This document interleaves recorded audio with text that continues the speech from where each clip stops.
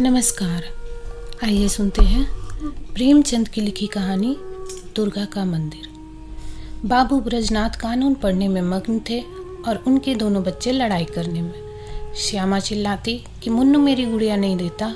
मुन्नू रोता था कि श्यामा ने मेरी मिठाई खा ली।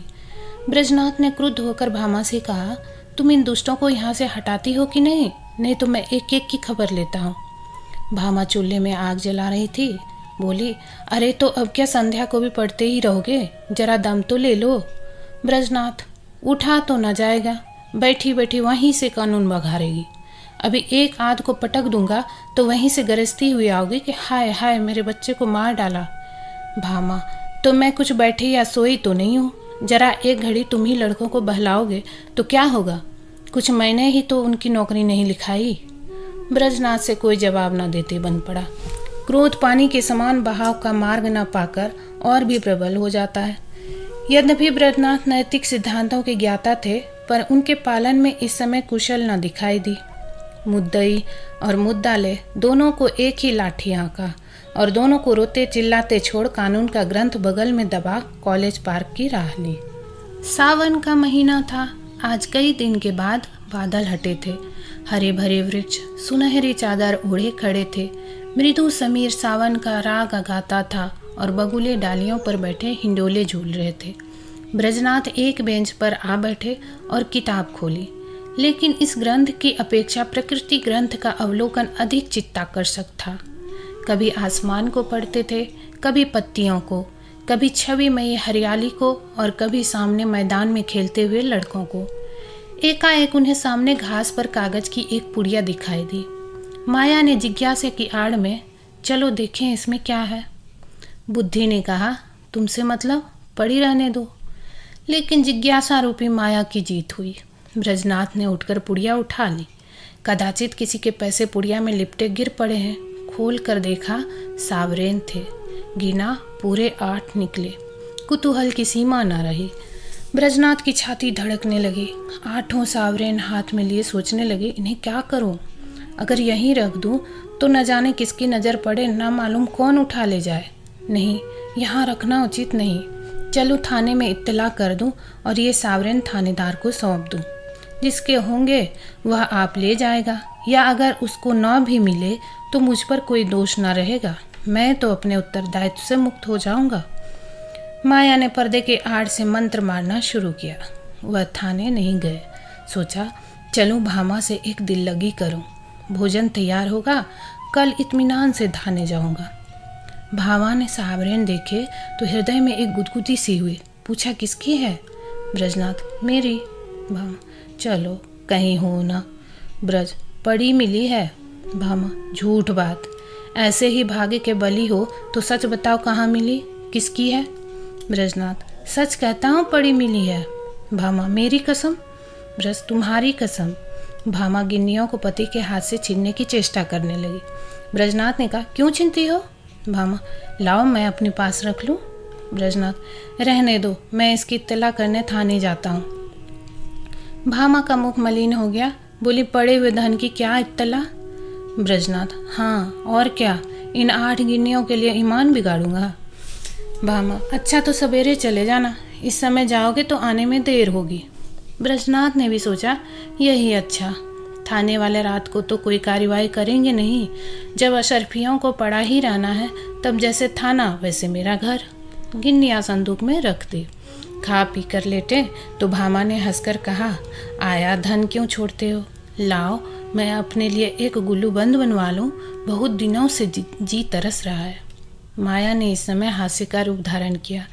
ब्रजनाथ ने तिरस्कार करके कहा, गुल्लू बंद की लालसा में गले में फांसी लगाना चाहती हो क्या? प्रातःकाल ब्रजनाथ थाने के लिए तैयार हुए। कानून का एक लेक्चर छूट जाएगा, कोई हरज नहीं। वह इलाहाबाद के हाईकोर्ट में अनुवादक थे। नौकरी में उन्नति की आशा न देखकर साल भर से वकालत की तैयारी में मग्न थे। लेकिन अभी कपड़े पहन ही रहे थे कि उनके एक मित्र मुंशी गोरेलाल आकर बैठ गए और अपनी पारिवारिक दुश्चिंताओं की राम कहानी सुनाकर अत्यंत विनीत भाव से बोले, भाई साहब, इस समय मैं इन झंझटों में ऐसा फंस गया हूँ कि बुद्धि कुछ काम नहीं करती। तुम बड़े आदमी हो, इस समय कुछ सहायता करो। ज़्यादा नहीं, 30 रुपये दे दो। किसी न किसी तरह काम चला लूँगा। आज 30 तारीख है, कल शाम को तुम्हें रुपये मिल जाएंगे। ब्रजनाथ बड़े आदमी तो न थे, लेकिन बड़प्पन की हवा बांध रखी थी। यह मिथ्याभिमान उनके स्वभाव की एक दुर्बलता थी। केवल अपने वैभव का प्रभाव डालने के लिए वह बहुधा मित्रों की छोटी मोटी आवश्यकताओं पर अपनी वास्तविक आवश्यकताओं को निछावर कर दिया करते थे। लेकिन भामा को इस विषय में उनसे सहानुभूति न थी। इसलिए जब ब्रजनाथ पर इस प्रकार का संकट आ पड़ता था, तब वह थोड़ी देर के लिए उनकी पारिवारिक शांति अवश्य नष्ट हो जाती थी। उनमें इनकार करने या टालने की हिम्मत न थी। वह सब चाहते हुए भामा के पास गए और बोले, तुम्हारे पास 30 रुपये तो होंगे ना? मुंशी गोरेलाल मांग रहे हैं। भामा ने रुखाए से कहा, मेरे पास तो रुपये नहीं। ब्रजनाथ, होंगे तो जरूर, बहाना करती हो। भामा, अच्छा बहाना ही सही। ब्रजनाथ, तो मैं उनसे क्या कह दूं? भामा, कह दो घर में रुपये नहीं है। तुमसे ना कहते बने तो मैं पर्दे की आड़ से कह दूं। ब्रजनाथ, कहने को तो मैं कह दूं, लेकिन उन्हें विश्वास ना आएंगे, समझेंगे बहाना कर रहे हैं। भामा, समझेंगे तो समझा करे। ब्रजनाथ, मुझसे ऐसी बेमुरवती नहीं हो सकती। रात दिन का साथ ठहरा, कैसे इनकार करूं? भामा, अच्छा तो जो मन में आवे सो करो। मैं एक बार कह चुकी मेरे पास रुपये नहीं। ब्रजनाथ मन में बहुत खिन्न हुए। उन्हें विश्वास था कि भामा के पास रुपये है, लेकिन केवल मुझे लज्जित करने के लिए इनकार कर रही है। दुराग्रह ने संकल्प को दृढ़ किया। संदूक से 2 गिन्नियाँ निकाली और गोरेलाल को देकर बोले, भाई कल शाम को कचहरी से आते ही रुपये दे जाना। ये एक आदमी की अमानत है, मैं इसी समय देने जा रहा था। यदि कल रुपये ना पहुँचे तो मुझे वह लज्जित रोना पड़ेगा, कहीं मुंह दिखाने योग्य न रहूँगा। गोरेलाल ने मन में कहा, अमानत स्त्री के सिवा और किसकी होगी, और गिन्नियाँ जेब में रखकर घर की राह ली। आज 1 तारीख की संध्या है। ब्रजनाथ दरवाजे पर बैठे गोरेलाल का इंतजार कर रहे हैं। 5 बज गए, गोरेलाल अभी तक नहीं आए। ब्रजनाथ की आंखें रास्ते की तरफ लगी हुई थी। हाथ में एक पत्र था, लेकिन पढ़ने में जी नहीं लगता था। हर तीसरे मिनट रास्ते की ओर देखने लगते थे, लेकिन सोचते थे आज वेतन मिलने का दिन है, इसी कारण आने में देर हो रही है। आते ही होंगे। 6 बजे गोरेलाल का पता नहीं।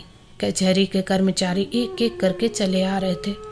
ब्रजनाथ को कई बार धोखा हुआ। वह आ रहे हैं, जरूर वही है, वैसी ही अचकन है, वैसी ही टोपी है, चाल भी वही है।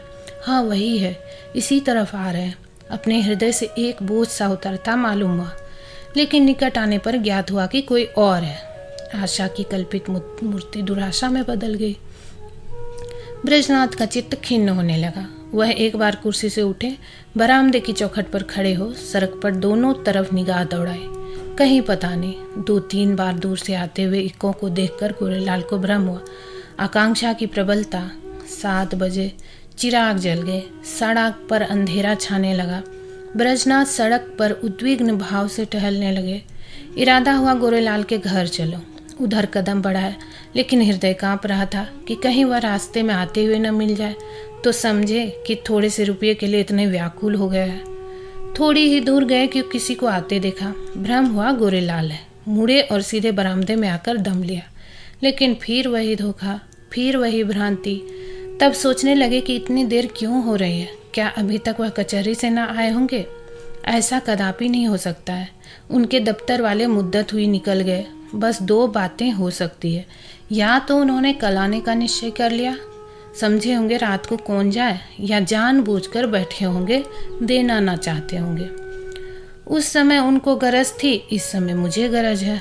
मैं ही किसी को क्यों न भेज दूं, लेकिन किसे भेजूं? मुन्नो जा सकता है, सड़क ही पर मकान है।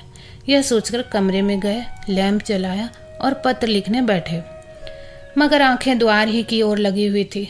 अकस्मात किसी के पैरों की आहट सुनाई दी, परंतु पत्र को एक किताब के नीचे दबा लिया और बरामदे में चले आए। देखा पड़ोस का एक कुंजड़ा तार पढ़ाने आया था। उससे बोले, भाई इस समय फुर्सत नहीं है, थोड़ी देर में आना।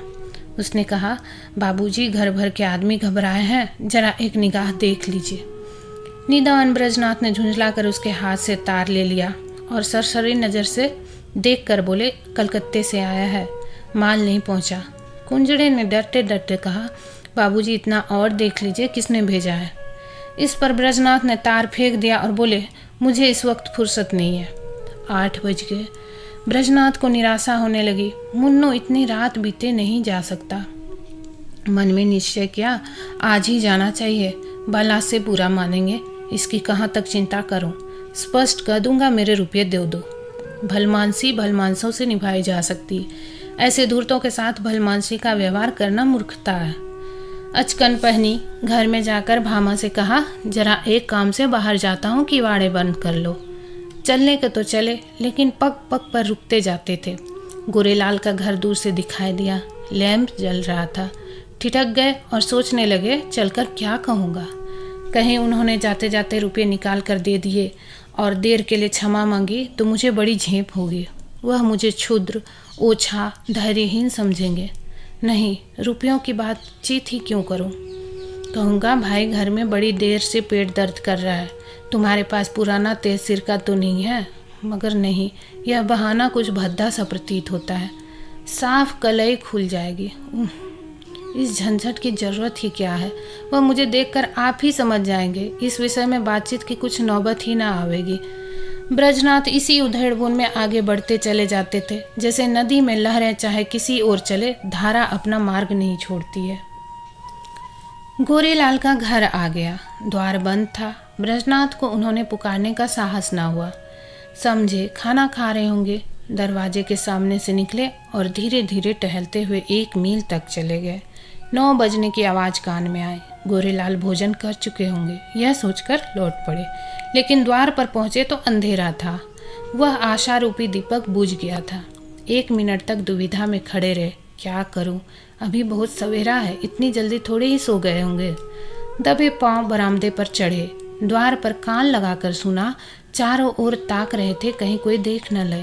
कुछ बातचीत की भनक कान में पड़ी। ध्यान से सुना। स्त्री कह रही थी, रुपये तो सब उठ गए, ब्रजनाथ को कहाँ से दोगे? गोरेलाल ने उत्तर दिया, ऐसी कौन सी उतावली है, फिर दे देंगे। और दरख्वास्त दे दी है, कल मंजूर हो ही जाएगी। 3 महीने के बाद लौटेंगे, तब देखा जाएगा। ब्रजनाथ को ऐसा जान पड़ा मानो मुंह पर किसी ने तपांचा मार दिया। क्रोध और नैराश्य से भरे हुए बरामदे से उतर आए। घर चले तो सीधे कदम न पड़ते थे, जैसे कोई दिन भर का थका मांदा पथिक हो। ब्रजनाथ रात भर करवटें बदलते रहे। कभी गोरेलाल की धूर्तता पर क्रोध आता था, कभी अपनी सरलता पर। मालूम नहीं किस गरीब के रुपये हैं, उस पर क्या बीती होगी। लेकिन अब क्रोध या खेद से क्या लाभ। सोचने लगे, रुपये कहाँ से आवेंगे। भामा पहले ही इनकार कर चुकी है। वेतन में इतनी गुंजाइश नहीं। 10-5 रुपये की बात होती तो कतर ब्योंत करता। तो क्या करूं? किसी से उधार लूं?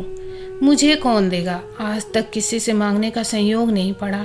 और अपना कोई ऐसा मित्र है भी तो नहीं। जो लोग हैं मुझी को सताया करते हैं, मुझे क्या देंगे। हाँ, यदि कुछ दिन कानून छोड़कर अनुवाद करने में परिश्रम करूं तो रुपये मिल सकते हैं। कम से कम 1 मास का कठिन परिश्रम है। सस्ते अनुवादकों के मारे दर भी तो गिर गई है। हाँ निर्दयी, तूने बड़ी दगा की। न जाने किस जन्म का बैर चुकाया, कहीं का न रखा। दूसरे दिन से ब्रजनाथ को रुपयों की धुन सवार हुई। सवेरे कानून के लेक्चर में सम्मिलित होते, संध्या को कचहरी से तजबीबों का पुलिंदा घर लाते और आधी रात तक बैठे अनुवाद किया करते। सिर उठाने की मोहलत न मिलती।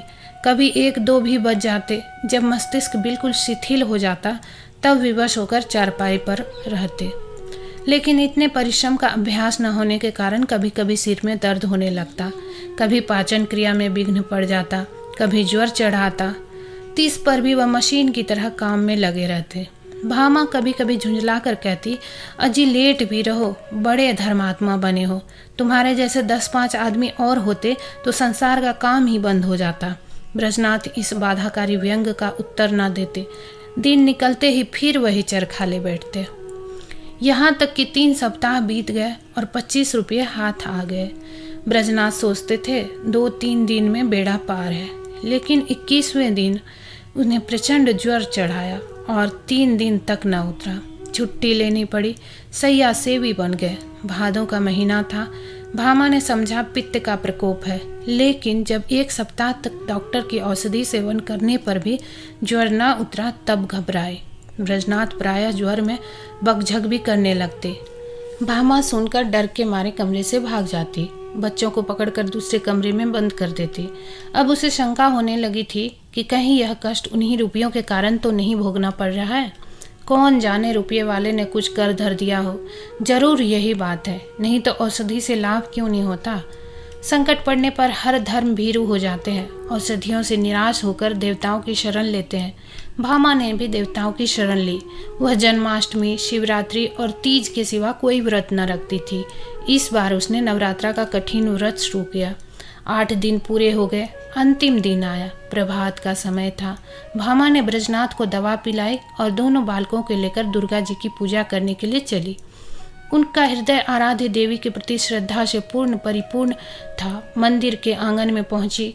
उपासक आसनों पर बैठे हुए दुर्गा पाठ कर रहे थे। धूप और अगर की सुगंध उड़ रही थी। उसने मंदिर में प्रवेश किया। सामने दुर्गा की विशाल प्रतिमा शोभायमान थी। उसके मुखारविंद पर एक एक विलक्षण दीप्ति छलक रही थी। बड़े बड़े उज्जवल नेत्रों से प्रभा की किरणें छिटक रही थी। पवित्रता का एक समा सा छुपा हुआ था। भामा इस दीप्त वर्ण मूर्ति के सम्मुख सीधी आंखों से ताक न सकी। उसके अंतःकरण में एक निर्मल विशुद्ध भावपूर्ण भय का उदय हो आया। उसने आंखें बंद कर ली, घुटनों के बल बैठ गए और हाथ जोड़कर करुण स्वर से बोली, माता मुझ पर दया करो। उसे ऐसा ज्ञात हुआ मानो देवी मुस्कुराए उसे उन दिव्य नेत्रों से एक ज्योति सी निकलकर अपने हृदय में आती हुई मालूम हुई। उसके कानों में देवी के मुंह से निकले ये शब्द सुनाई दिए, पराया धन लौटा दो, तेरा भला होगा। भामा उठ बैठी। उसकी आंखों में निर्मल भक्ति का आभास झलक रहा था। मुखमंडल से पवित्र प्रेम बरसा पड़ता था। देवी ने कदाचित उसे अपनी प्रभा के रंग में डुबा दिया था। इतने में दूसरी एक स्त्री आई। उसके उज्जवल केश बिखरे और मुरझाए हुए चेहरे के दोनों ओर लटक रहे थे। शरीर पर केवल एक श्वेत साड़ी, हाथ में चूड़ियों के सिवा और कोई आभूषण न था। शोक और नैराश्य की साक्षात मूर्ति मालूम होती थी। उसने भी देवी के सामने सिर झुकाया और दोनों हाथों से आंचल फैलाकर बोली, देवी, जिसने मेरा धन लिया हो उसका सर्वनाश हो। जैसे सितार मिजराब की चोट खाकर थरथरा उठता है, उसी प्रकार भामा का हृदय अनिष्ट के भय से थरथरा उठा। ये शब्द तीव्र शर के समान उसके कलेजे में चुभ गए। उसने देवी की ओर कातर नेत्रों से देखा। उनका ज्योतिर्मय स्वरूप भयंकर था। नेत्रों से भीषण ज्वाला निकल रही थी। भामा के अंतःकरण में सर्वत्र आकाश से, मंदिर के सामने वाले वृक्षों से, मंदिर के स्तंभों से, सिंहासन के ऊपर जलते हुए दीपक से और देवी के विकराल मुंह से ये शब्द निकलकर गूंजने लगे, पराया धन लौटा दो, नहीं तो तेरा सर्वनाश हो जाएगा। भामा खड़ी हो गई और इस वृद्धा से बोली, क्या माता, तुम्हारा धन किसी ने ले लिया है? वृद्धा ने इस पर उसकी ओर देखा, मानो डूबते को तिनके का सहारा मिला। बोली, हाँ बेटी। भामा, कितने दिन हुए? वृद्धा, कोई 1.5 महीना। भामा, कितने रुपए थे? वृद्धा, पूरे 120। भामा, कैसे खोए? वृद्धा, क्या जाने, कहीं गिर गए। मेरे स्वामी पलटन में नौकर थे। आज कई बरस हुए वह परलोक सिधारे। अब मुझे सरकार से 60 रुपये साल पेंशन मिलती है। अब 2 साल की पेंशन एक साथ ही मिली थी। खजाने से रुपए लेकर आ रही थी, मालूम नहीं कब और कहाँ गिर पड़े। 8 गिन्नियाँ थी। भामा, अगर वे तुम्हें मिल जाए तो क्या दोगी? वृद्धा, अधिक नहीं, उसमें से 50 रुपये दे दूंगी। भामा, रुपये क्या होंगे, कोई उससे अच्छी चीज़ दो। वृद्धा, बेटी और क्या दो, जब तक जीऊंगी तुम्हारा यश गाऊंगी। भामा, नहीं, इसकी मुझे आवश्यकता नहीं। वृद्धा, बेटी, इसके सिवा मेरे पास क्या है? भामा, मुझे आशीर्वाद दो, मेरे पति बीमार है, वह अच्छे हो जाए। वृद्धा, क्या उन्हीं को रुपये मिले हैं? भामा, हाँ, वह उसी दिन से तुम्हें खोज रहे हैं। वृद्धा घुटनों के बल बैठ गई और आंचल फैलाकर कंपित स्वर से बोली, देवी, इनका कल्याण करो। भामा ने फिर देवी की ओर सशंक दृष्टि से देखा। उनके दिव्य रूप पर प्रेम का प्रकाश था। आंखों में दया की आनंददायिनी झलक थी। उस समय भामा के अंतःकरण में कहीं स्वर्ग लोक से यह ध्वनि सुनाई दी, जा, तेरा कल्याण होगा। संध्या का समय था। भामा ब्रजनाथ के साथ इक्के पर बैठी तुलसी के घर उसकी थाती लौटाने जा रही थी। ब्रजनाथ के बड़े परिश्रम की कमाई तो डॉक्टर की भेंट हो चुकी थी, लेकिन भामा ने एक पड़ोसी के हाथ अपने कानों के झुमके बेचकर रुपये जुटाए हैं। जिस समय झुमके बनकर आए थे, भामा बहुत प्रसन्न हुई थी। आज उन्हें बेचकर वह उससे भी अधिक प्रसन्न है। जब ब्रजनाथ ने 8 गिन्नियाँ उसे दिखाई थी, उसके हृदय में एक गुदगुदी सी हुई थी, लेकिन यह हर्ष मुख पर आने का साहस न कर सका था। आज उन गिन्नियों को हाथ से जाते समय उसका हार्दिक आनंद आंखों में चमक रहा है, ओठों पर नाच रहा है, कपोलों को रंग रहा है और अंगों पर किलोल कर रहा है। वह इंद्रियों का आनंद था, यह आत्मा का आनंद है। वह आनंद लज्जा के भीतर छिपा हुआ था, यह आनंद गर्व से बाहर निकल पड़ता है। तुलसी का आशीर्वाद पाकर सफल हुआ। आज पूरे 3 सप्ताह के बाद ब्रजनाथ तकिए के सहारे बैठे थे। वह बार बार भामा को प्रेम पूर्ण नेत्रों से देखते थे। वह आज उन्हें देवी मालूम होती थी। अब तक उन्होंने उसके बाह्य सौंदर्य की शोभा देखी थी, आज वह उसका आत्मिक सौंदर्य देख रहे हैं। तुलसी का घर एक गली में था। इक्का सड़क पर जाकर ठहर गया। ब्रजनाथ इक्के पर से उतरे और अपनी छड़ी टेकते हुए भामा के हाथों के सहारे तुलसी के घर पहुंचे। तुलसी ने रुपये लिए और दोनों हाथ फैलाकर आशीर्वाद दिया, दुर्गा जी तुम्हारा कल्याण करे।